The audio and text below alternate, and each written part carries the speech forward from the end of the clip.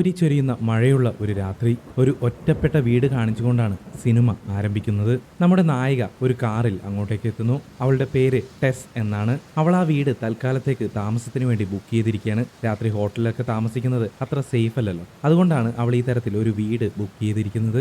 അങ്ങനെ അവൾ ആ വീട്ടിലേക്ക് കയറി ചെല്ലുന്നു. അവിടെ പുറത്തൊരു ചെറിയ നമ്പർ ലോക്കുള്ള ബോക്സ് വെച്ചിട്ടുണ്ട് കേട്ടോ. അതിനുള്ളിലാണ് കീ ഉള്ളത് എന്നാണ് ഈ ബുക്ക് ചെയ്യുമ്പോൾ കിട്ടിയ ഇൻസ്ട്രക്ഷൻ. അതിന്റെ പാസ്വേഡും ആ ഇൻസ്ട്രക്ഷനിലുണ്ട്. അത് അടിച്ചിട്ട് അത് ഓപ്പൺ ചെയ്ത് നോക്കുമ്പോൾ അതിനുള്ളിൽ കീ ഇല്ല. അവളാകെ ടെൻസ്ഡായി. ഇതെന്തോന്ന് ബുക്കും ചെയ്ത് വന്നിട്ട് കീയും ഇല്ല. ഇപ്പൊ രാത്രിയാണ്, മഴയും പെയ്യുന്നു, ഇനി എങ്ങോട്ടേക്ക് പോകാൻ പറ്റും? അവൾ വേഗം തന്നെ ബുക്ക് ചെയ്തപ്പോൾ കിട്ടിയ കോൺടാക്ട് നമ്പറിലേക്ക് വിളിക്കുന്നു. അത് ഒരു വോയിസ് മെയിൽ ബോക്സ് ആയിരുന്നു. ഇത് ഞാനാണ്, ടെസ് മാർഷൽ. ഞാൻ ബുക്ക് ചെയ്ത ബാർബറി ഹൗസിന് മുന്നിലാണുള്ളത്. ഇതിന്റെ കീ ഇവിടെ കാണുന്നില്ല. വീടാണെങ്കിൽ ലോക്കുമാണ്. ഞാൻ എങ്ങനെ അകത്ത് കടക്കും എന്ന് അവൾ ആ നമ്പറിലേക്ക് വോയിസ് മെയിൽ അയക്കുന്നു. ആ പരിസരത്തുള്ള വീടുകളിലൊന്നിലും യാതൊരു വിധത്തിലുള്ള വെളിച്ചവുമില്ല എന്ന് അവൾ ശ്രദ്ധിക്കുന്നു. ആകെയുള്ളത് ഒരു സ്ട്രീറ്റ് ലൈറ്റ് മാത്രം കത്തുന്നുണ്ട്. ബാക്കിയെല്ലാം കൂറ്റാക്കൂറ്റിരുട്ടാണ്. അവൾ എന്ത് ചെയ്യണമെന്നറിയാതെ ആകെ പകച്ചു നിൽക്കുകയാണ്. എത്ര നേരം എന്ന് വെച്ചിട്ട് ആ സിറ്റൗട്ടിൽ ഇങ്ങനെ നിൽക്കുക. അതുകൊണ്ട് അവൾ വേഗം തന്നെ അവളുടെ കാറിലേക്ക് വരുന്നു. വേറെ എവിടെയെങ്കിലും ചെന്ന് ഒരു റൂം ബുക്ക് ചെയ്യാമെന്ന് കരുതി അവൾ അവിടെ നിന്നും പുറപ്പെടാനൊരുങ്ങുന്നു. ആ സമയത്ത് പെട്ടെന്ന് ആ വീടിനുള്ളിൽ ആരോ ലൈറ്റ് ഓൺ ചെയ്യുന്നു. ചേട്ടാ, ആരോ വീട്ടിനുള്ളിലുണ്ടല്ലോ എന്നും കരുതി നമ്മുടെ നായിക വേഗം അവിടെ കയറി ചെന്ന് അതിന്റെ കോളിംഗ് ബെൽ തുരുതുരാ അടിക്കുന്നു. കോളിംഗ് ബെല്ലിന്റെ കാര്യം പറഞ്ഞപ്പോഴാണ് ഒരു കാര്യം ഓർത്തത്. നമ്മുടെ ചാനൽ ആദ്യമായിട്ട് കാണുന്നവർ ഒന്ന് സബ്സ്ക്രൈബ് ചെയ്തിട്ട് നോട്ടിഫിക്കേഷൻ ബെല്ലൈക്കൺ കൂടി ഒന്ന് ഇനേബിൾ ചെയ്തേക്ക് കേട്ടോ, മറക്കല്ലേ. അങ്ങനെ ഒരു പയ്യൻ വന്ന് വാതിൽ തുറക്കുന്നു. നിങ്ങളാരാ? ഞാനിത് ബുക്ക് ചെയ്തതാണല്ലോ എന്ന് ടെസ് അവനോട് ചോദിക്കുന്നു. ഞാനും ബുക്ക് ചെയ്തിട്ടാണല്ലോ വന്നത്. ഇത് ഞാൻ ബുക്ക് ചെയ്ത സ്ഥലമാണ്. അല്ല, നിങ്ങൾ ബുക്ക് ചെയ്ത ആരെങ്കിലും വിളിച്ചു നോക്കിയോ? അവരോടൊന്ന് സംസാരിച്ച് നോക്കരുതോ? ചിലപ്പോൾ അഡ്രസ്സോ എന്തെങ്കിലും മാറിപ്പോയിട്ടുണ്ടാവും, ചിലപ്പോൾ ഡേറ്റ് മാറിപ്പോയിട്ടുണ്ടാവും എന്ന് അവൻ മറുപടി പറയുന്നു. ഞാൻ വിളിച്ചു നോക്കി, ആരും എടുക്കുന്നില്ല. അഡ്രസ്സും ഇത് തന്നെയാണ്, വീടും ഇത് തന്നെയാണ്, ഡേറ്റും ഇത് തന്നെയാണ് എന്നും പറഞ്ഞ് ടെസ് ഉടനെ തന്നെ അവൾ ബുക്ക് ചെയ്ത ഡീറ്റെയിൽസ് എല്ലാം അവനെ കാണിക്കുന്നു. അതോടെ അവനും ആകെ കൺഫ്യൂഷൻ. നിങ്ങളൊരു കാര്യം ചെയ്യും, നിങ്ങളിപ്പോൾ തൽക്കാലത്തേക്ക് അകത്തേക്ക് കയറിയിരിക്കും, നമുക്ക് അവരെ ഒന്നുകൂടി വിളിച്ചു നോക്കാം എന്ന് അവൻ അവളോട് പറയുന്നു. ഒരല്പം ശങ്കിച്ചിട്ടാണെങ്കിലും വേറെ വഴിയൊന്നും ഇല്ലാത്തതുകൊണ്ട് നമ്മുടെ നായിക ആ വീടിനുള്ളിലേക്ക് കയറുന്നു.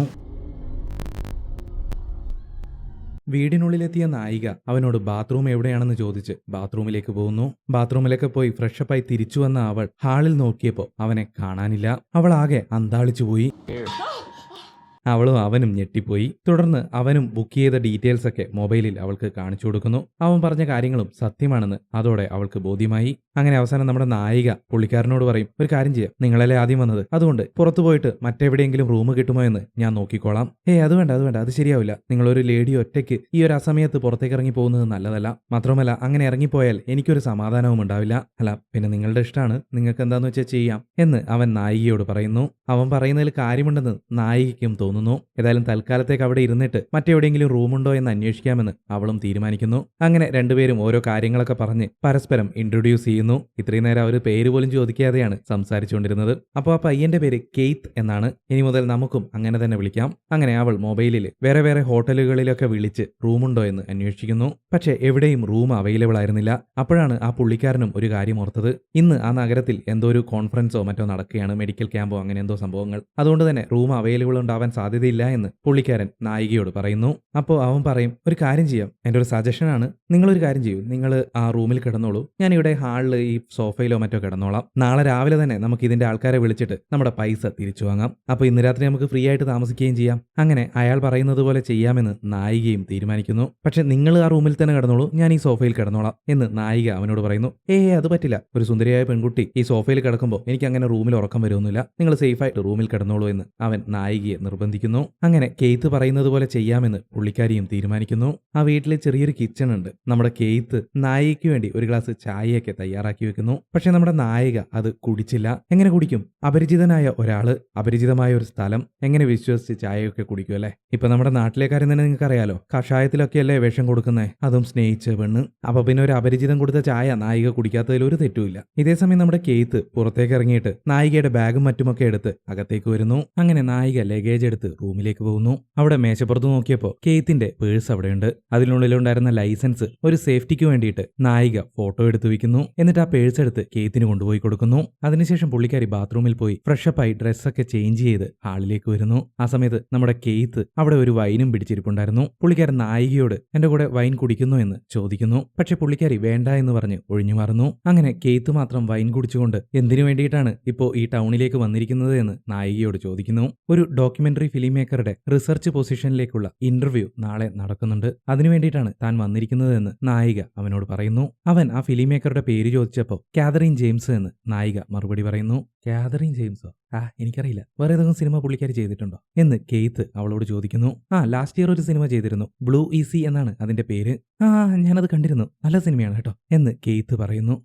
നിങ്ങൾ കണ്ടുവന്നോ? അതെങ്ങനെ കാണും? ആ സിനിമ ആരും കണ്ടിട്ടുണ്ടാവാൻ സാധ്യതയില്ലല്ലോ എന്ന് നായിക കെയ്ത്തിനോട് ചോദിക്കുന്നു. പുള്ളിക്കാരൻ വെറുതെ തട്ടിവിടുന്നതാണെന്ന് നായികയ്ക്ക് അപ്പൊ തന്നെ മനസ്സിലായി. ഉടനെ തന്നെ നായികയെ അത്ഭുതപ്പെടുത്തിക്കൊണ്ട് കെയ്ത്ത് ആ സിനിമയുടെ കഥ പറയാൻ തുടങ്ങി. അവള് അത്ഭുതപ്പെട്ടുപോയി. ആ സിനിമ നിങ്ങളെങ്ങനെ കണ്ടു എന്ന് പുള്ളിക്കാരി അവനോട് ചോദിക്കുന്നു. ഇങ്ങനെ അവരുടെ സംസാരം ഓരോ തരത്തിൽ നീണ്ടുപോയിക്കൊണ്ടേയിരുന്നു. അങ്ങനെ അവർ നല്ല ഫ്രണ്ട്സായി മാറി. നായികയ്ക്ക് അയാളോടുള്ള വിശ്വാസം വർദ്ധിച്ചു. അങ്ങനെ അവനോടൊപ്പം അവളും വൈൻ കുടിക്കാൻ തുടങ്ങി. അങ്ങനെ അതിനുശേഷം കെയ്ത്ത് നായികയ്ക്ക് ബെഡൊക്കെ അറേഞ്ച് ചെയ്ത് നായികയോട് ഗുഡ് നൈറ്റും പറഞ്ഞ് അവൻ നേരെ പോയിട്ട് ഹാളിൽ പോയി കിടന്നുറങ്ങുന്നു. അല്പസമയത്തിന് ശേഷം ഉറങ്ങിക്കിടക്കുകയായിരുന്ന നായിക ആരോ ഡോറ് തുറക്കുന്ന ശബ്ദം കേട്ട് ഞെട്ടിയുണരുന്നു. അത് കെയ്ത്തായിരിക്കുമെന്ന് കരുതി അവൾ പേടിച്ചുപോയി. അവനൊരു ആഭാസനാണോ എന്ന് ശങ്കിച്ച് അവൾ ഹാളിലേക്ക് എത്തി നോക്കുന്നു. പക്ഷേ കെയ്ത്ത് അവിടെ സുഖമായി കിടന്നുറങ്ങുകയാണ്. പെട്ടെന്ന് അവൻ ഉറക്കത്തിൽ എന്തൊക്കെയോ വിളിച്ചു പറയാൻ തുടങ്ങി. എന്താണ് കാര്യമെന്നറിയാൻ നായിക അവന്റെ അടുത്തേക്ക് ചെല്ലുന്നു. അവൻ ഉറക്കത്തിൽ എന്തൊക്കെയോ പിച്ചും പേയും പറഞ്ഞുകൊണ്ടിരിക്കുകയാണ്. പേടിച്ചുപോയ നായിക അവനെ വിളിച്ചെഴുന്നേൽപ്പിക്കാൻ ശ്രമിക്കുന്നു.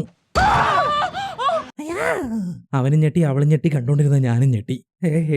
ഞാനൊരു കാര്യം ചോദിക്കാൻ വന്ന നിന്റെ വാതിൽ തുറന്നു. അതിലോ ഞാനിപ്പോ പേടിച്ച് മുള്ളിപ്പോകാത്തത് എന്റെ ഭാഗ്യം. ഒന്ന് പോയി കിടന്ന് തുറക്ക്. ഞാൻ തുറന്നിട്ടൊന്നുമില്ല എന്നൊക്കെ ഉറക്കം നഷ്ടപ്പെട്ട ദേഷ്യത്തിൽ നമ്മുടെ കെയ്ത്ത് നായികയോട് ചൂടാവുന്നു. പറ്റിയ അമളി മനസ്സിലായതോടെ നായിക അവനോട് സോറിയും പറഞ്ഞ് വേഗം പോയി ഒന്നും മിണ്ടാതെ വാതിലുമടച്ച് കിടന്നുറങ്ങുന്നു. അടുത്ത ദിവസം രാവിലെ ഉറക്കമെഴുന്നേറ്റ നായിക വേഗം തന്നെ ഇന്റർവ്യൂവിന് പോകുന്നതിന് വേണ്ടി റെഡിയായി പുറത്തേക്കിറങ്ങുന്നു. കെയ്ത്തിനെ നോക്കിയപ്പോൾ അവിടെയൊന്നും കാണാനില്ല. പക്ഷെ അവൻ എഴുതി വെച്ച ഒരു ലെറ്റർ മാത്രമാണ് അവൾക്ക് കിട്ടിയത്. ഒരു അർജന്റ് കാര്യത്തിന് ഞാൻ വേഗം പുറത്തു പോവുകയാണ്. നമുക്ക് വൈകുന്നേരം കാണാം. നീ പോകുമ്പോൾ ആ കീ ലോക്ക് ബോക്സിലേക്ക് വെക്കാൻ മറക്കല്ലേ എന്നായിരുന്നു ആ ലെറ്റർ. അത് കണ്ട് അവൾ ചിരിച്ചുകൊണ്ട് കീ ലോക്ക് ബോക്സിൽ വെച്ചിട്ട് ഇന്റർവ്യൂവിന് വേണ്ടി പുറപ്പെടുന്നു. പോകുന്ന വഴി അവൾ ആ പരിസരം മുഴുവൻ വീക്ഷിക്കുന്നു. എല്ലാ വീടുകളും പൊളിഞ്ഞ് പാളീസായിരിക്കുകയാണ്. കാറുകളും വാഹനങ്ങളുമെല്ലാം തുരുമ്പെടുത്തിരിക്കുകയാണ്. മനുഷ്യവാസമില്ലാത്ത നശിച്ചുപോയ ഒരു സ്ഥലം. ഇതെന്താപ്പ ഇങ്ങനെ എന്ന് ചിന്തിച്ചുകൊണ്ട് നമ്മുടെ നായിക നേരെ ഇന്റർവ്യൂ സ്ഥലത്തേക്ക് പോകുന്നു. അവിടെ അവൾ കാതറിന് വേണ്ടി വെയിറ്റ് ചെയ്യുകയാണ്. ആ സമയത്ത് മൊബൈലിൽ ഇന്നലെ നമ്മുടെ കേത്തിന്റെ ഫോട്ടോ അവൾ എടുത്തിരുന്നില്ലേ, അതിങ്ങനെ സൂക്ഷിച്ചു നോക്കി പുഞ്ചിരിച്ചുകൊണ്ടിരിക്കുകയാണ് അവൾ. ഒറ്റ രാത്രി കൊണ്ട് പുള്ളിക്കാരനോട് ഭയങ്കര ക്രഷ് തോന്നിയെന്ന് തോന്നുന്നു. അപ്പോഴേക്കും കാതറിനും അങ്ങോട്ടേക്ക് എത്തുന്നു. രണ്ടുപേരും ഏറെ നേരം സംസാരിച്ചു. അങ്ങനെ അവസാനം എവിടെയാണ് നീ ഈ ടൗണിൽ താമസിക്കുന്നത് എന്ന് കാതറിൻ ടെസ്സിനോട് ചോദിക്കുന്നു. ബ്രൈറ്റ്മോറിൽ ഒരു വീട് വാടകയ്ക്കെടുത്തു എന്ന് നായിക അവരോട് മറുപടി പറയുന്നു. ബ്രൈറ്റ്മോറിലോ? നീ എന്താ തമാശ പറയുകയാണോ? അവിടെ അങ്ങനെ ഒരു വാടകയ്ക്കുള്ള വീടൊന്നും എനിക്കറിയില്ലല്ലോ. അതത്ര സേഫായ സ്ഥലമൊന്നുമല്ല. എത്രയും പെട്ടെന്ന് അവിടെ നിന്ന് മാറാൻ നോക്ക് എന്നായിരുന്നു കാതറിൻ ഒരൽപ്പം ടെൻഷനോടെ നായികയോട് പറഞ്ഞത്. അവിടെ അങ്ങനെ ഒരു കുഴപ്പമൊന്നും ഉണ്ടായിരുന്നില്ല. ഞാൻ ഇന്നലെ രാത്രി മുഴുവൻ അവിടെ തന്നെയായിരുന്നല്ലോ താമസിച്ചത്. മാത്രമല്ല എനിക്കൊരു റൂംമേറ്റ് കൂടിയുണ്ട് എന്ന് ടെസ് കോൺഫിഡൻസോട് കൂടി കാതറിനെ അറിയിക്കുന്നു. ഓക്കെ ശരി, എന്തായാലും സേഫായിട്ടിരിക്കും, നാളെ ഞാൻ വിളിച്ചോളാം എന്നും പറഞ്ഞ് കാതറിൻ അവിടെ നിന്നും പോകുന്നു. ആ സീൻ കട്ട് ചെയ്ത് നമ്മുടെ നായിക തിരികെ ആ വീട്ടിലേക്ക് പോകുന്നതാണ് കാണിക്കുന്നത്. പഴയ ആ പൊളിഞ്ഞ വീടുകളെല്ലാം വീണ്ടും ഒരൽപ്പം ശങ്കയോടെ നോക്കിക്കൊണ്ട് കാതറിൻ പറഞ്ഞ കാര്യങ്ങളെല്ലാം ഓർത്തുകൊണ്ടാണ് അവൾ വീട്ടിലേക്ക് എത്തുന്നത്. തുടർന്ന് അവൾ കാറിൽ നിന്നും ഇറങ്ങി വീട്ടിലേക്ക് നടക്കുമ്പോൾ ദൂരെ നിന്നും ഒരുത്തൻ പെണ്ണെ അവിടെ നിൽക്ക്, അങ്ങോട്ടേക്ക് പോവല്ലേ എന്നും പറഞ്ഞ് നമ്മുടെ നായികയുടെ അടുത്തേക്ക് ഓടി വരുന്നു. അവൾ ആകെ പേടിച്ചു പോയി. അവൾ വേഗം തന്നെ ഓടി വാതിലും തുറന്ന് വീടിനുള്ളിലേക്ക് കയറി വാതിലടയ്ക്കുന്നു. അയാളാവട്ടെ വീടിന് മുന്നിൽ വന്ന് നിന്ന് വാതിലടിച്ചുകൊണ്ട് വേഗം ഈ വീട്ടിൽ നിന്ന് പുറത്തേക്ക് ഇറങ്ങിപ്പോ, ഇവിടെ നിൽക്കരുത് എന്ന് പറഞ്ഞ് അവളെ വാൺ ചെയ്തുകൊണ്ടിരിക്കുകയാണ്. പക്ഷെ നായിക ആകെ പേടിച്ചരണ്ടിരിക്കുകയാണ്. അവൾ ഫോൺ എടുത്ത് വേഗം പോലീസ് സ്റ്റേഷനിലേക്ക് വിളിക്കുന്നു. തന്റെ വീടിന് മുന്നിൽ ആരോ വന്നിരിക്കുകയാണെന്നും അയാൾ തന്നെ ഉപദ്രവിക്കാൻ ശ്രമിക്കുകയാണെന്നും ഒക്കെ അവൾ പോലീസിനെ അറിയിക്കുന്നു. ഞങ്ങൾ ആരെങ്കിലും ഉടനെ അങ്ങോട്ടേക്ക് വിടാം, പക്ഷെ അതിനടുത്തൊന്നും ഞങ്ങളുടെ ആൾക്കാരും ഇല്ല എന്ന് അവർ മറുപടി പറയുന്നു. പക്ഷെ എത്രയും പെട്ടെന്ന് തന്നെ ഞങ്ങൾ അങ്ങോട്ടേക്ക് ആളെ അയക്കാമെന്ന് അവർ ഉറപ്പു നൽകുന്നു. ശേഷം നമ്മുടെ നായിക ജനലിലൂടെ പുറത്തേക്ക് നോക്കുമ്പോഴേക്കും അയാളെ അവിടെയെങ്ങും കാണുന്നുണ്ടായിരുന്നില്ല. അതോടെ നായികയ്ക്ക് ഒരൽപ്പം സമാധാനമാവുന്നു. അവൾ പെട്ടെന്ന് തന്നെ സാധനങ്ങളെല്ലാം പാക്ക് ചെയ്ത് അവിടെ നിന്നും പോകാനൊരുങ്ങുന്നു. എവിടേക്കെങ്കിലും അത്യാവശ്യമായിട്ട് ഇറങ്ങാൻ നോക്കുമ്പോൾ എപ്പോഴും നമ്മുടെ വയറ് നമുക്ക് പണി തരും, ശരിയല്ലേ? നമ്മുടെ നായികയുടെ അവസ്ഥ അത് തന്നെ. അവൾ വേഗം തന്നെ ടോയ്ലറ്റിലേക്ക് പോകുന്നു. പക്ഷെ അവിടെ ടിഷ്യൂ പേപ്പർ ഉണ്ടായിരുന്നില്ല. ഇനി എന്ത് ചെയ്യും? നമ്മൾ മലയാളികളാണെങ്കിൽ വെള്ളം വെച്ച് അഡ്ജസ്റ്റ് ചെയ്തേനെ. ഇതാണ് ഇംഗ്ലീഷുകാരെ കൊണ്ടുള്ള കുഴപ്പം. അവർക്ക് വെള്ളം പറ്റൂല, ടിഷ്യൂ പേപ്പർ തന്നെ വേണം. അങ്ങനെ ടിഷ്യൂ പേപ്പർ അന്വേഷിച്ച് പുള്ളിക്കാരി ടോയ്ലറ്റിൽ നിന്നും പുറത്തേക്ക് ഇറങ്ങുന്നു. ആ സമയത്ത് ആ വീടിനുള്ളിൽ ഒരു ബേസ്മെന്റ് അവൾ ശ്രദ്ധിക്കുന്നു. അവൾ വേഗം തന്നെ അങ്ങോട്ടേക്ക് പോയി നോക്കുന്നു. അവിടെ ഉണ്ടായിരുന്ന ടിഷ്യൂ പേപ്പറും എടുത്ത് തിരിച്ച് മുകളിലേക്ക് കയറി വരുമ്പോഴേക്കും അങ്ങോട്ടേക്കുണ്ടായിരുന്ന ആ ഡോർ അടയുകയും അത് ലോക്കാവുകയും ചെയ്യുന്നു. അവൾ കുറെ ശ്രമിച്ചിട്ടും അത് തുറക്കാൻ സാധിച്ചില്ല. അത് റൂമിനുള്ളിൽ നിന്നും ലോക്കായി പോയതാണ്. ഇനി അത് തുറക്കണമെങ്കിൽ ആരെങ്കിലും റൂമിൽ നിന്ന് വേണം അത് തുറക്കാൻ. അപ്പോൾ ഇനി കെയ്ത്ത് വന്നാൽ മാത്രമേ അവൾക്ക് ആ ഡോറ് തുറക്കാൻ സാധിക്കുകയുള്ളൂ. അതുകൊണ്ട് വേഗം കെയ്ത്തിനെ വിളിക്കാമെന്ന് കരുതി ഫോൺ നോക്കിയപ്പോഴേക്കോ അത് റൂമിനുള്ളിൽ വെച്ചിട്ടാണ് അവൾ അങ്ങോട്ടേക്ക് വന്നിരിക്കുന്നത്. അങ്ങനെ ആകെ തേഞ്ഞു പോയ അവസ്ഥയിൽ പുള്ളിക്കാരി അങ്ങനെ ഇരിക്കുന്നു. കാര്യം സാധിക്കാനും പറ്റിയില്ല, ഇവിടെ കുടുങ്ങുകയും ചെയ്തു. ടിഷ്യൂ പേപ്പർ കിട്ടുകയും ചെയ്തു, എന്നാൽ ഉള്ളിലുള്ളത് പുറത്ത് കളയാനും പറ്റിയില്ല, അല്ലേ? മാത്രവുമല്ല വീടിന്റെ താക്കോലും അവളുടെ കയ്യിൽ തന്നെയാണുള്ളത്. ഇനി കേത്ത് വന്നാൽ എങ്ങനെ വീട് തുറക്കുമെന്ന് ചിന്തിച്ച് അവൾ ആകെ അപ്സെറ്റ് ആവുന്നു. പാവം എന്ത് ചെയ്യണമെന്നറിയാതെ അവിടെ തന്നെ ഇരിക്കുകയാണ് നമ്മുടെ നായിക. പിന്നെ ഇംഗ്ലീഷുകാർക്കൊരു സൂക്കേടുണ്ടല്ലോ, വെറുതെ ഇരിക്കുന്ന സമയത്ത് ആ റൂമിൽ എന്തെങ്കിലും ഉണ്ടോ എന്ന് ചെക്ക് ചെയ്യും, എന്നിട്ട് വെറുതെ പണി വാങ്ങിക്കുകയും ചെയ്യും. നമ്മുടെ നായിക ചെയ്തതും അത് തന്നെയാണ്. അവള് ആ ബേസ്മെന്റ് ഒക്കെ ചെക്ക് ചെയ്യാൻ തുടങ്ങി. ആ സമയത്ത് ചുമരിനുള്ളിലൂടെ ഒരു കയർ പുറത്തേക്ക് തൂങ്ങി നിൽക്കുന്നത് അവൾ ശ്രദ്ധിക്കുന്നു. നമ്മുടെ പുള്ളിക്കാരിക്ക് കൗതുകം ലേശം കൂടുതലാ. അതുകൊണ്ട് തന്നെ അതെന്ത് തേങ്ങയാണെന്നറിയാൻ അവൾ ആ കയർ പതുക്കെ പുറത്തേക്ക് വലിക്കാൻ തുടങ്ങി. അല്ല, ഞാനിപ്പോ ചൂടായിട്ട് എന്താ കാര്യം? പുള്ളിക്കാരി അത് വലിച്ചില്ലെങ്കിൽ ഈ കഥയില്ലല്ലോ. ഈ കഥയില്ലെങ്കിൽ പിന്നെ എനിക്ക് നിങ്ങൾക്ക് പറഞ്ഞു തരാനും പറ്റൂലല്ലോ. അപ്പൊ പിന്നെ പുള്ളിക്കാരി അത് അങ്ങോട്ട് വലിക്കട്ടല്ലേ, അങ്ങോട്ട് വലിക്ക്. അങ്ങനെ പുള്ളിക്കാരി അത് വലിച്ചതോടെ അവിടെ ഒരു വാതിൽ തുറക്കപ്പെടുന്നു. പക്ഷെ ആ മുറിയിലേക്ക് ലൈറ്റോ യാതൊരുവിധ വെളിച്ചമോ ഒന്നും തന്നെ ഉണ്ടായിരുന്നില്ല. അതുകൊണ്ട് തന്നെ അതിനുള്ളിലേക്ക് കടക്കാൻ നായികയ്ക്ക് ഒരല്പം ഭയം തോന്നി. എന്നാലും പിന്മാറാൻ അവൾ തയ്യാറായിരുന്നില്ല.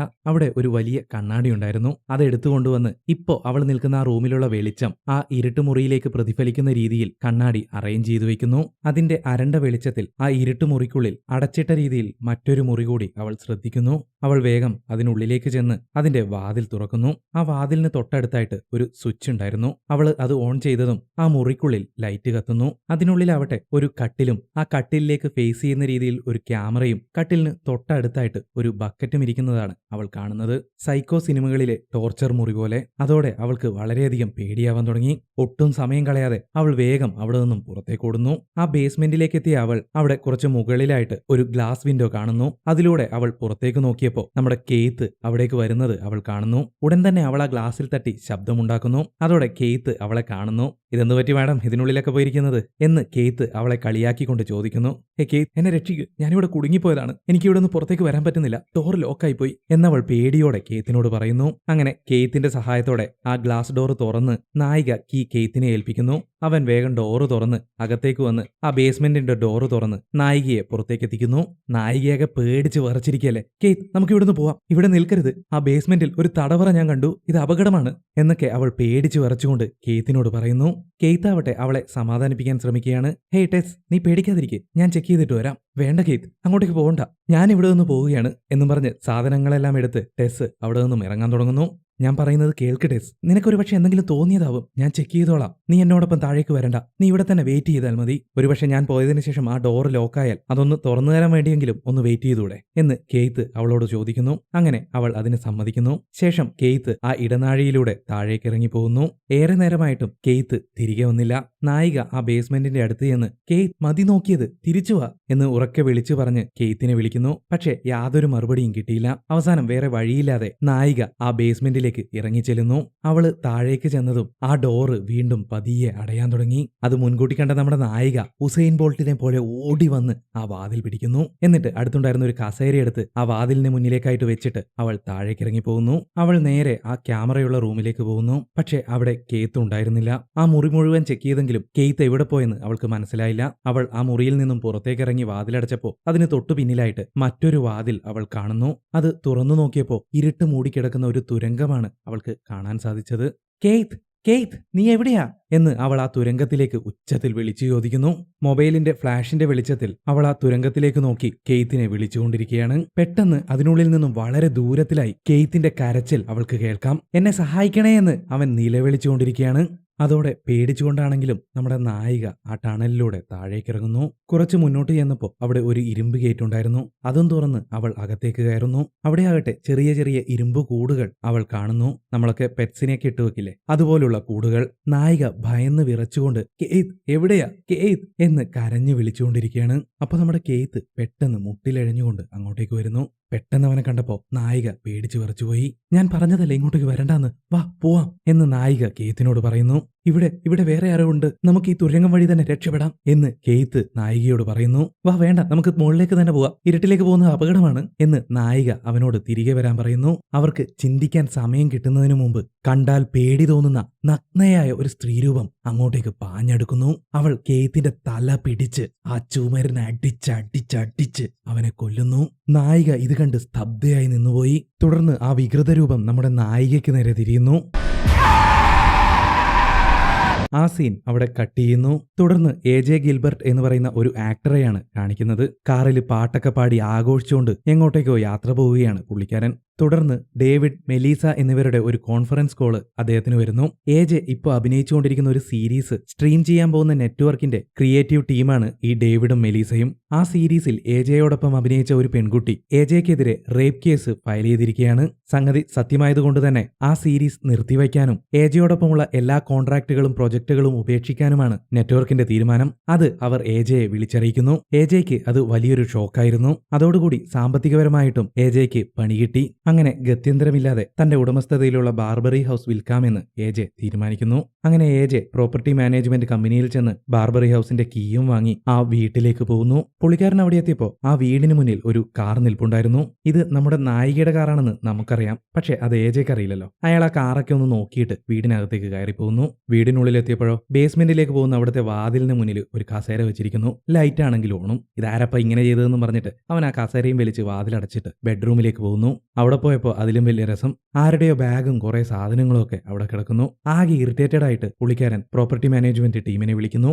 അവിടെ അവസാനമായിട്ട് താമസിച്ചവര് 4 ആഴ്ച മുമ്പേ പോയി എന്നായിരുന്നു മറുപടി കിട്ടിയത്. അങ്ങനെ ഒരുപക്ഷെ ഇതൊക്കെ അവർ ഉപേക്ഷിച്ചിട്ട് പോയതായിരിക്കുമെന്ന് എജെയും ചിന്തിക്കുന്നു. അതിനുശേഷം നമ്മുടെ എജെ ആ നാട്ടിലുണ്ടായിരുന്ന ഒരു ഫ്രണ്ടിന്റെ കൂടെ ഒരു പബ്ബിലേക്ക് ചെന്ന് രാത്രി നന്നായിട്ട് വെള്ളടിച്ച് എൻജോയ് ചെയ്ത് വീട്ടിലേക്ക് വന്ന് കിടന്നുറങ്ങുന്നു. അടുത്ത ദിവസം രാവിലെ എഴുന്നേറ്റപ്പോഴേക്കും ഇന്നലെ കുടിച്ചതെല്ലാം കൂടി ഛർദ്ദിക്കാൻ തുടങ്ങി.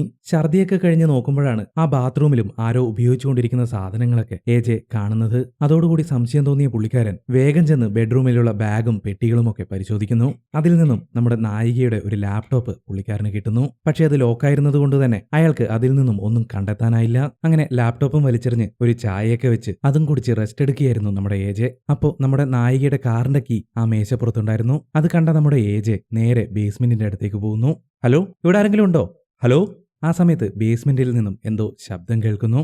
അത് കേട്ടൊന്ന് ഞെട്ടിപ്പോയെങ്കിലും നമ്മുടെ എജെ ധൈര്യം സംഭരിച്ച്, എന്റെ കയ്യിൽ ഗണ്ണുണ്ട്, നിങ്ങൾ ഇപ്പൊ മേലേക്ക് കയറി വന്നാൽ ഞാൻ നിങ്ങളെ വെറുതെ വിടാം, എത്രയും വേഗത്തിൽ എന്റെ വീട്ടിൽ നിന്നും ഇറങ്ങിപ്പോവാൻ നോക്ക് എന്ന് ആരോടൊന്നില്ലാതെ എജെ ആ ബേസ്മെന്റിലേക്ക് നോക്കി പറയുന്നു. പക്ഷെ അവിടെ നിന്ന് യാതൊരു മറുപടിയും കിട്ടിയില്ല. ഒടുവിൽ ധൈര്യം സംഭരിച്ച് ഒരു കത്തിയും ടോർച്ച് ലൈറ്റും എടുത്ത് അയാൾ ബേസ്മെന്റിലേക്ക് ഇറങ്ങി ചെല്ലുന്നു. അങ്ങനെ അയാൾ അവിടെയെല്ലാം സെർച്ച് ചെയ്യുന്നതിനിടയിൽ നമ്മുടെ നായിക വലിച്ചൊരു കയറില്ലേ, അത് എജെയും പിടിച്ചു വലിക്കുന്നു. അതോടെ നേരത്തെ പോലെ തന്നെ ആ വാതിൽ തുറക്കപ്പെടുന്നു. അവൻ അതിനുള്ളിലേക്ക് കയറി അവിടെയെല്ലാം പരിശോധിക്കുന്നു. വീടിന്റെ ഓണറാന്ന് പറഞ്ഞിട്ട് കാര്യമൊന്നുമില്ല. പുള്ളിക്കാരനും ഇങ്ങനെ ഒരു അണ്ടർഗ്രൗണ്ടിന്റെ കാര്യം ഇപ്പോഴാണ് അറിയുന്നത്.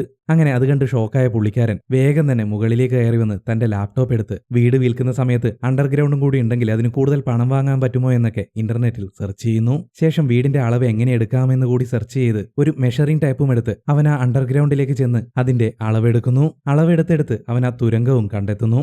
അടിച്ചു മോനെ ലോട്ടറി, ഇതൊക്കെ കൂടി ഞാനങ്ങ് വിറ്റ് കോടീശ്വരനാകും എന്നുള്ള രീതിയിൽ അവൻ ആ തുരങ്കവും അളന്നളന്ന് മുന്നോട്ടേക്ക് പോകുന്നു. അതിനിടയിൽ ആ തുരങ്കത്തിനുള്ളിലെ ഒരു മുറിക്കുള്ളിൽ നിന്നും എന്തോ ശബ്ദം അവൻ കേൾക്കുന്നു. അവിടെ ചെന്ന് നോക്കുമ്പോൾ ഒരമ്മ കുഞ്ഞിന് മുലപ്പാൽ കൊടുക്കുന്ന വീഡിയോ ഒരു ടിവിയിൽ പ്ലേ ചെയ്തുകൊണ്ടിരിക്കുന്നതാണ് എജെ കാണുന്നത്. അത് കണ്ട് അയാൾ അത്ഭുതപ്പെട്ടുപോയി. ആ സമയത്ത് അവന്റെ കയ്യിലുണ്ടായിരുന്ന മെഷറിംഗ് ടേപ്പ് ഇരുട്ടിൽ നിന്നും ആരോ പിടിച്ചു വലിച്ചു കൊണ്ടുപോകുന്നു. ഭയന്ന് വിറച്ച എജെ ഇരുട്ടിലേക്ക് കത്തി ചൂണ്ടി ടോർച്ചടിച്ച് അത് ആരാണെന്ന് നോക്കുന്നു. പക്ഷെ അവിടെയെങ്ങും ആരെയും കണ്ടെത്താൻ അയാൾക്ക് സാധിച്ചില്ല. പേടിച്ച് വിറച്ച് അവൻ അവിടെ നിന്നും ഓടാൻ തുടങ്ങി. നിർഭാഗ്യവശാൽ എന്തിലോ തട്ടി എജെ താഴെ വീഴുന്നു. അപ്പോഴത് ആ വിചിത്ര രൂപം അവന്റെ അടുത്തേക്ക് വരുന്നു. ടോർച്ചിന്റെ അരണ്ട വെളിച്ചത്തിൽ ആ രൂപം കണ്ട അവൻ ഞെട്ടി വിറച്ചുപോയി. എങ്ങനെയൊക്കെ കൂടി അവിടെ നിന്ന് എഴുന്നേറ്റ് എജെ വീണ്ടും മുന്നോട്ടേക്ക് ഓടാൻ തുടങ്ങി. പക്ഷെ അതിനിടയിൽ അവൻ ഒരു കുഴിയിലേക്ക് വീണുപോകുന്നു. അതൊരു വെറും കുഴിയായിരുന്നില്ല, ഒരു തടവറയായിരുന്നു. അതിന്റെ ഇരുമ്പ് വാതിൽ പതിയെ അടയുന്നു. എന്ത് ചെയ്യണമെന്നറിയാതെ എജെ നിലവിളിക്കാൻ തുടങ്ങിയപ്പോഴേക്കും പെട്ടെന്ന് നമ്മുടെ നായിക അവന്റെ വാ പൊത്തിയിട്ട് അവനോട് ശബ്ദമുണ്ടാക്കാതിരിക്കാൻ ആംഗ്യം കാണിക്കുന്നു. ആ സീൻ കട്ട് ചെയ്ത് ഒരു ഫ്ലാഷ് ബാക്കാണ് കാണിക്കുന്നത്. ആ വീടിന്റെ ആദ്യത്തെ ഓണറായ ഫ്രാങ്കിനെയാണ് നമ്മളിപ്പോൾ പരിചയപ്പെടുന്നത്. അയാൾ ആ വീട്ടിൽ നിന്നും പുറത്തേക്കിറങ്ങി ഒരു സൂപ്പർ മാർക്കറ്റിലേക്ക് ചെല്ലുന്നു.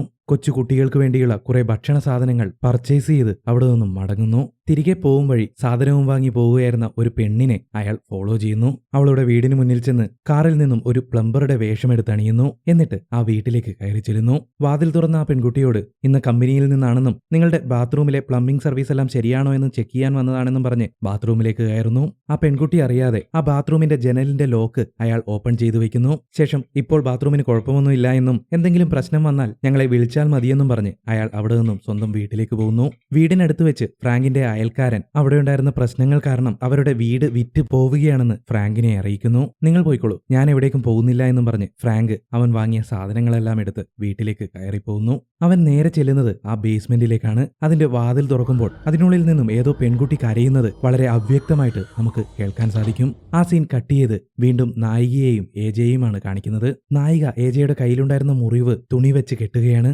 എനിക്കിവിടെ നിന്ന് രക്ഷപ്പെടണം, എനിക്കിവിടെ നിൽക്കണ്ട എന്ന് ഏജെ നായികയോട് പറയുന്നു. ഞാനത് ഇവിടെ സുഖവാസത്തിന് വന്നതാണെന്നാണോ നിന്റെ വിചാരം? ഞാൻ പറയുന്നത് കേൾക്ക്. ആ സ്ത്രീ ഇങ്ങോട്ടേക്ക് വരുമ്പോ ശബ്ദമുണ്ടാക്കാനോ ഇപ്പൊ കാണിക്കുന്നത് പോലെ ഭ്രാന്തനെ പോലെ ബിഹേവ് ചെയ്യാനോ പാടില്ല. മറിച്ച് അങ്ങനെ എന്തെങ്കിലും ചെയ്താൽ അത് അപകടമാണ് എന്ന് നായിക ഏജയെ പറഞ്ഞു മനസ്സിലാക്കാൻ ശ്രമിക്കുന്നു. ആ സമയത്ത് ആ സൈക്കോ മോൺസ്റ്റർ ഒരു വലിയ പാൽക്കുപ്പി അവരുടെ കുഴിയിലേക്ക് നീട്ടുന്നു. അവരോട് അത് കുടിക്കാൻ പറയുന്നത് പോലെ ആംഗ്യം കാണിക്കുന്നു.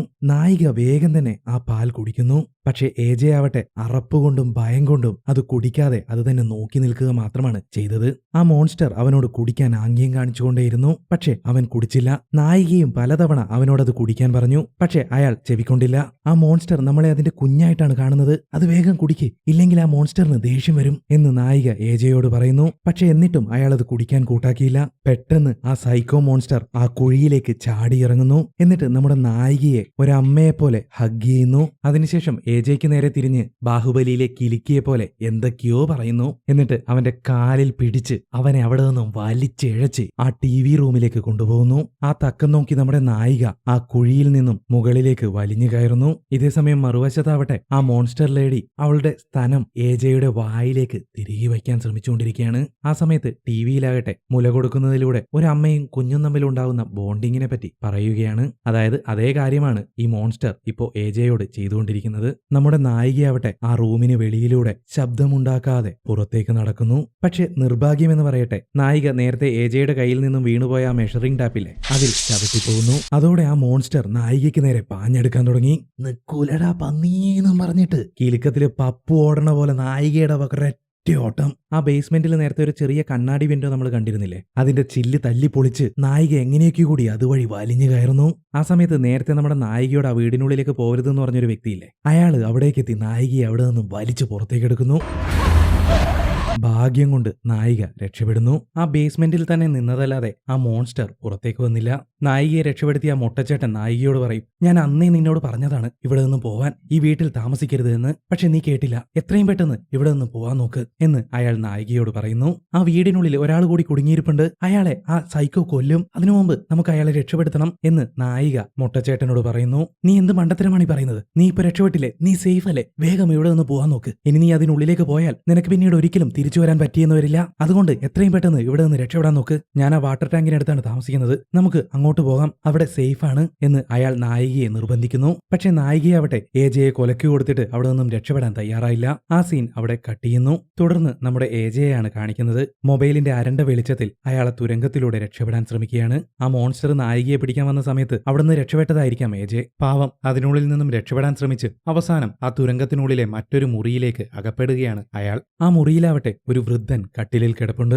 ഏജെ അയാളെ കാണുന്നു. അത് വേറെ ആരുമല്ല, ഈ വീടിന്റെ ആദ്യത്തെ ഓണർ എന്ന് ഞാൻ പറഞ്ഞില്ലേ, ഫ്രാങ്കോ. അയാളാണ് ഏജയ്ക്ക് മുന്നിൽ രോഗശയ്യയിൽ കിടക്കുന്നത്.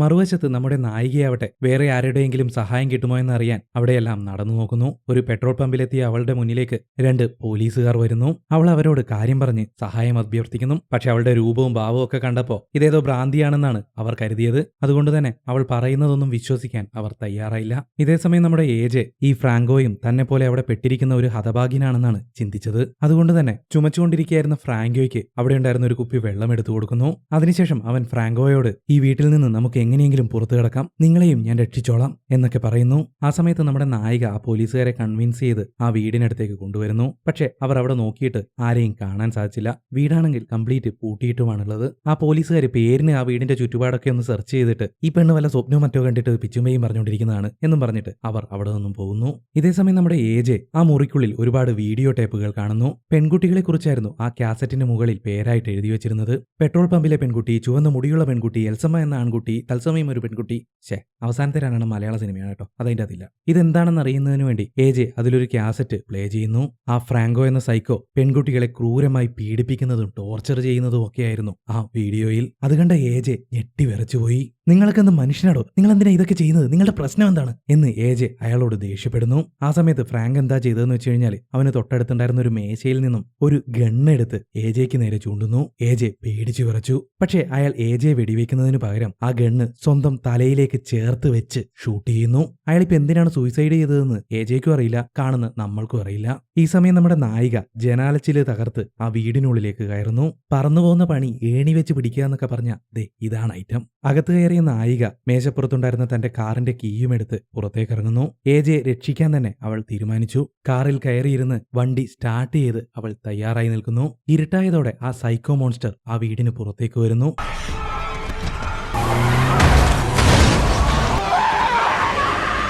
നമ്മുടെ ടെസ്സിന്റെ കാറിന്റെ ചില്ല് ആ മോൺസ്റ്റർ തല്ലി തകർക്കാൻ ശ്രമിക്കുന്നു. ടെസ് ഉടനെ തന്നെ കാറ് വളരെ വേഗത്തിൽ മുന്നോട്ടേക്ക് എടുക്കുന്നു. ആ മോൺസ്റ്ററിനെയും ചേർത്ത് വീടിന്റെ ബേസ്മെന്റ് ഇട്ടിച്ച് തകർക്കുന്നു. ആ മോൺസ്റ്റർ കാറിന് മുകളിൽ കുടുങ്ങി അനങ്ങാൻ പറ്റാതെ കിടക്കുന്നു എന്നല്ലാതെ അതിന് വേറെയൊന്നും സംഭവിച്ചില്ല. അത് നായികയെ നോക്കി വിഷമത്തോടെ എന്തോ സംസാരിക്കാൻ ശ്രമിക്കുന്നു. അതിന്റെ ഭാഷ അറിയാലോ, കിലികിലി ബാ ബാ എന്നാണ് അത് പറഞ്ഞുകൊണ്ടിരിക്കുന്നത്.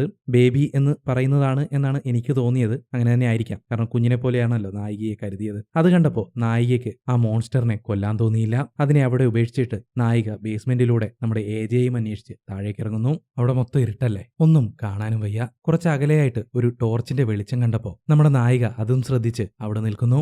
മറുവശത്തുണ്ടായിരുന്ന AJ വിചാരിച്ചത് ഇത് ആ സൈക്കോ മോൺസ്റ്റർ ആണെന്നാണ്. അവന്റെ കയ്യിൽ ആ മരിച്ച ഫ്രാങ്കിന്റെ തോക്കുമുണ്ടായിരുന്നു. ഒട്ടും ചിന്തിക്കാതെ അവൻ നായികയ്ക്ക് നേരെ നിറയൊഴിക്കുന്നു. ആ സൈക്കോയാവുമെന്ന് കരുതിയിട്ടാണ് അവൻ വെടിവെക്കുന്നത്. താഴെ വീണ് കിടക്കുന്നത് സൈക്കോയല്ല നായികയാണെന്ന് മനസ്സിലാക്കിയപ്പോൾ AJ വേഗം അവളുടെ അടുത്തേക്ക് ഓടിച്ചെല്ലുന്നു. നായികയ്ക്ക് ഏതായാലും ഭാഗ്യമുണ്ട്, മരിച്ചില്ല. വേഗം തന്നെ AJ നായികയെയും തൂക്കിയെടുത്ത് രണ്ടുപേരും കൂടി വീടിന് പുറത്തേക്ക് ഇറങ്ങുന്നു. നമ്മുടെ നായിക നോക്കുമ്പോൾ നേരത്തെ അവൾ ഇടിച്ചിട്ട സ്ഥലത്ത് ആ മോൺസ്റ്ററിനെ കാണാനില്ല. അവർക്ക് എത്രയും പെട്ടെന്ന് അവിടെ നിന്ന് രക്ഷപ്പെടണം. നായികയുടെ കാറാണെങ്കിൽ ഇപ്പോ കേടായിരിക്കുന്നു. എന്നാൽ AJയുടെ കാർ എടുത്ത് രക്ഷപ്പെടാമെന്ന് കരുതിയാലോ, അയാളുടെ കീ ആ തുരങ്കത്തിൽ എവിടെയോ കാണാതായിരിക്കുന്നു. ഇനി വീണ്ടും അത് എടുക്കാൻ പോവാന്ന് പറയുന്നത് ബുദ്ധിമോശാണ്. എന്ത് ചെയ്യണമെന്നറിയാതെ രണ്ടുപേരും പകച്ചു നിൽക്കുകയാണ്. ആ സമയത്ത് നമ്മുടെ മൊട്ടച്ചേട്ടൻ വന്നിട്ട് അവർ രണ്ടുപേരെയും അയാളുടെ താമസ സ്ഥലത്തേക്ക് കൂട്ടിക്കൊണ്ടുപോകുന്നു. ആ സ്ത്രീ ഏതാ, അത് എന്റെ വീടല്ലേ, ആ പെണ്ണുപിള്ള എങ്ങനെ എന്റെ വീട്ടിൽ വന്നത് എന്ന് AJ ആ മൊട്ടച്ചേട്ടനോട് ചോദിക്കുന്നു. ആ വീടിന്റെ ഉടമ ഫ്രാങ്ക് എന്ന വ്യക്തിയായിരുന്നു. വളരെ ക്രൂരനായ ഒരു സൈക്കോ. പെൺകുട്ടികളെ തട്ടിക്കൊണ്ടുവന്ന് അയാൾ ക്രൂരമായി പീഡിപ്പിക്കുമായിരുന്നു. അവർക്കുണ്ടാകുന്ന കുഞ്ഞുങ്ങളെയും സ്വന്തം രക്തത്തിലുണ്ടായതാണെന്ന് പോലും നോക്കാതെ അയാൾ പീഡിപ്പിക്കുമായിരുന്നു. കുഞ്ഞുങ്ങളെ ഉണ്ടാക്കി ആ കുഞ്ഞുങ്ങളെ പീഡിപ്പിച്ച് അതിൽ നിന്ന് വീണ്ടും കുഞ്ഞുങ്ങളെ ഉണ്ടാക്കി അവരെയും പീഡിപ്പിച്ച് അയാൾ അയാളുടെ ക്രൂരകൃത്യങ്ങൾ തുടർന്നുകൊണ്ടേയിരുന്നു. അതെല്ലാം ആ സൈക്കോയ്ക്ക് ഒരു വിനോദം പോലെയായിരുന്നു. അയാൾ ചെയ്ത അവസാനത്തെ തെറ്റിന്റെ ഫലമാണ് നിങ്ങളവിടെ കണ്ട സ്ത്രീ. അത് അയാളുടെ മകൾ തന്നെയാണ്. അയാളാൽ ക്രൂരമായി പീഡിപ്പിക്കപ്പെട്ട പെണ്ണ്. അവിടെ നിന്ന് രക്ഷപ്പെട്ടു വന്നിട്ടും ടെസ് നിങ്ങളെ രക്ഷിക്കുന്നതിന് വേണ്ടിയിട്ടാണ് പിന്നീട് വീണ്ടും ആ വീടിനുള്ളിലേക്ക് വന്നത്. അവൾ വന്നില്ലായിരുന്നെങ്കിൽ ഒരുപക്ഷെ നിങ്ങളവിടെ നിന്ന് ഇപ്പോ രക്ഷപ്പെടുമായിരുന്നില്ല എന്ന് AJയോട് മൊട്ടച്ചേട്ടൻ പറയുന്നു. അത് കേട്ടപ്പോൾ വളരെ നന്ദിയോടെ AJ നായികയെ നോക്കുന്നു. എന്നിട്ട് വെടിവെച്ചതിന് സോറിയും ചോദിക്കുന്നു.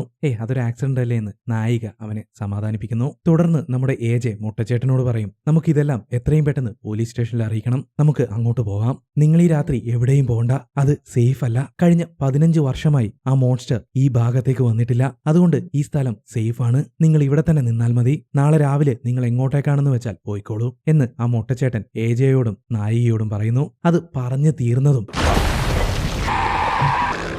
അയാളുടെ കഴുത്ത് ചുറ്റിപ്പിടിച്ച് ആ മോൺസ്റ്റർ അയാളുടെ കൈ പിഴുതെടുക്കുന്നു. എന്നിട്ട് അവിടെ ഉണ്ടായിരുന്ന ഒരു മഴുവെടുത്ത് അയാളെ വെട്ടിക്കീറി കൊല്ലുന്നു. അത് കണ്ട AJയും നായികയും അലറിക്കരഞ്ഞുപോയി. ഒട്ടും സമയം കളയാതെ AJ അവിടെ നിന്നും ഇറങ്ങി ഓടുന്നു. വെടികൊണ്ടതുകൊണ്ട് ചോര വാർന്നൊഴുകിയ നമ്മുടെ നായികയാവട്ടെ വളരെ കഷ്ടപ്പെട്ട് വേച്ചുകൊണ്ട് അവന് പിന്നാലെ പോവാൻ ശ്രമിക്കുന്നു. തന്നെ രക്ഷിക്കാൻ വേണ്ടിയിട്ടാണ് നായിക ആ വീടിനുള്ളിലേക്ക് വീണ്ടും വന്നത് എന്ന കാര്യം പോലും ചിന്തിക്കാതെ AJ നായികയെ സഹായിക്കുക പോലും ചെയ്യാതെ വേഗത്തിൽ ഓടി ആ വാട്ടർ ടാങ്കിന് മുകളിലേക്ക് കയറുന്നു. നായികയാവട്ടെ വളരെ കഷ്ടപ്പെട്ട് പടികളിലൂടെ ഇഴഞ്ഞ് എങ്ങനെയൊക്കെയോ കൂടി ആ വാട്ടർ ടാങ്കിന് മുകളിലേക്ക് എത്തുന്നു. അപ്പോഴേക്കും ആ മോൺസ്റ്ററും അവരെ ഫോളോ ചെയ്ത് അങ്ങോട്ടേക്ക് വരാൻ തുടങ്ങി. നായിക AJയോട് അവന്റെ കയ്യിലുള്ള ഗണ്ണെടുത്ത് ഉപയോഗിക്കാൻ പറയുന്നു. അപ്പോഴാണ് അവനും ഗണ്ണിന്റെ കാര്യം ഓർത്തത്. വെപ്രാളത്തിൽ അത് എടുത്തപ്പോഴേക്കും അത് അവന്റെ കയ്യിൽ നിന്നും വഴുതി ആ വാട്ടർ ടാങ്കിന് മുകളിൽ നിന്നും താഴേക്ക് വീഴുന്നു. എന്ത് ചെയ്യണമെന്നറിയാതെ നായികയും AJയും സ്തബ്ധരായി നിൽക്കുകയാണ്. ആ മോൺസ്റ്റർ അവരുടെ അടുത്തെത്തിക്കഴിഞ്ഞു. ആ സമയത്ത് AJ എന്താണ് ചെയ്തതെന്നറിയോ? അവൻ നായികയോട് പറയും, പറയും, എന്നെ രക്ഷിക്കാൻ എന്റെ കയ്യിൽ ഇതല്ലാതെ മറ്റൊരു വഴിയുമില്ല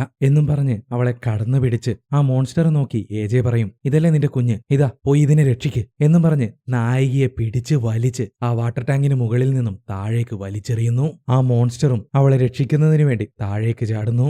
എജെ അതിന് മുകളിൽ നിന്നും താഴേക്ക് നോക്കുമ്പോൾ ആ മോൺസ്റ്ററും നായികയും താഴെ അബോധാവസ്ഥയിൽ കിടക്കുകയാണ്. നായിക ഒരു കുഞ്ഞ് അമ്മയുടെ മടിയിൽ കിടക്കുന്നത് പോലെ ആ മോൺസ്റ്ററിന്റെ ദേഹത്ത് കിടക്കുകയാണ്. എജെ പതിയെ ആ വാട്ടർ ടാങ്കിന് മുകളിൽ നിന്നും താഴേക്കിറങ്ങുന്നു. താഴെ വീണുകിടക്കുന്ന ഗണ്ണും എടുത്ത് നായികയ്ക്കും മോൺസ്റ്ററിനും അടുത്തേക്ക് ചെല്ലുന്നു. അവൻ ചെന്ന് നോക്കുമ്പോഴേക്കും നായികയുടെ ബോധം തെളിയുന്നു. ഹേ, ഐ ആം സോറി, എനിക്ക് വേറെ വഴിയില്ലായിരുന്നു. അല്ലെങ്കിൽ ആ മോൺസ്റ്റർ നമ്മളെ രണ്ടുപേരെയും കൊല്ലുമായിരുന്നു. ഞാൻ നിന്നെ താഴേക്ക് വലിച്ചെറിയണമെന്ന് കരുതി ചെയ്തതല്ല. ഈ മോൺസ്റ്ററിനെ ഒന്ന് പേടിപ്പിക്കണമെന്ന് മാത്രമേ ഞാൻ ഉദ്ദേശിച്ചുള്ളൂ. പക്ഷെ അപ്പോഴേക്കും നീ എന്റെ കയ്യിൽ നിന്നും സ്ലിപ്പായി പോയതാണ് എന്ന് ആ ഊള എജെ നായികയോട് ക്ഷമ ചോദിക്കുന്നു. പാവം നായിക മറുപടി പറയാൻ പറ്റിയ ഒരു അവസ്ഥയിലായിരുന്നില്ല അവൾ. ശേഷം അവൻ അവളെ അവിടെ നിന്നും എഴുന്നേൽപ്പിക്കാൻ ശ്രമിക്കുന്നു. ആ മോൺസ്റ്റർ അവളുടെ കൂർത്ത നഖം അവന്റെ കണ്ണുകളിലേക്ക് കുത്തിയിറക്കുന്നു.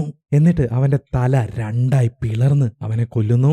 ശേഷം അവൾ നായികയ്ക്ക് നേരെ തിരിയുന്നു. ഒന്നും മിണ്ടാൻ പോലും പറ്റാതെ സ്തബ്ധയായി നിൽക്കുകയാണ് നമ്മുടെ നായിക.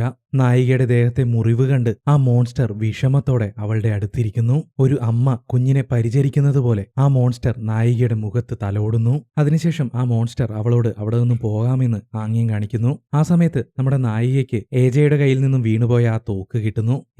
എനിക്കിനി അങ്ങോട്ടേക്ക് വരാൻ പറ്റില്ല എന്നും പറഞ്ഞ് നായിക ആ തോക്കെടുത്ത് ആ മോൺസ്റ്ററിന്റെ മുഖത്തേക്ക് ചേർത്ത് വയ്ക്കുന്നു. പക്ഷെ ആ മോൺസ്റ്റർ ആവട്ടെ അവളെ ഉപദ്രവിച്ചില്ല. ബേബി എന്ന് അവ്യക്തമായി പറഞ്ഞ് ആ മോൺസ്റ്റർ നമ്മുടെ നായികയ്ക്ക് മുത്തം നൽകുന്നു. ശേഷം അവളെ ഹഗ് ചെയ്യുന്നു. നായികയ്ക്ക് കാഞ്ചി വലിക്കാൻ വിഷമം തോന്നുന്നു. എങ്കിലും തന്റെ ജീവൻ അവിടെ നിന്ന് രക്ഷിക്കുന്നതിനും ആ മോൺസ്റ്റർ ഇതുവരെ അനുഭവിച്ച ദുരിതങ്ങൾക്കെല്ലാം അറുതി വരുത്തുന്നതിനും വേണ്ടി അവൾ കാഞ്ചി വലിക്കുന്നു. അതിനുശേഷം നമ്മുടെ നായിക അവിടെ നിന്നും എഴുന്നേറ്റ് ദൂരേക്ക് നടന്നു പോകുന്നു. ആ ഒരു സീനോടുകൂടി സിനിമ അവസാനിക്കുന്നു. ഇനി നിങ്ങൾ പറ, നായിക മോൺസ്റ്ററിനെ കൊന്നത് ശരിയാണോ, അതോ അവൾ ആ മോൺസ്റ്ററിനെ അമ്മയായി കണ്ട് അവളുടെ കൂടെ തന്നെ ജീവിക്കണമായിരുന്നു? എന്താണ് നിങ്ങളുടെ അഭിപ്രായമെന്ന് താഴെ കമന്റ് ചെയ്യുക. അപ്പോൾ മറ്റൊരു സിനിമയുമായിട്ട് വീണ്ടും വരാം.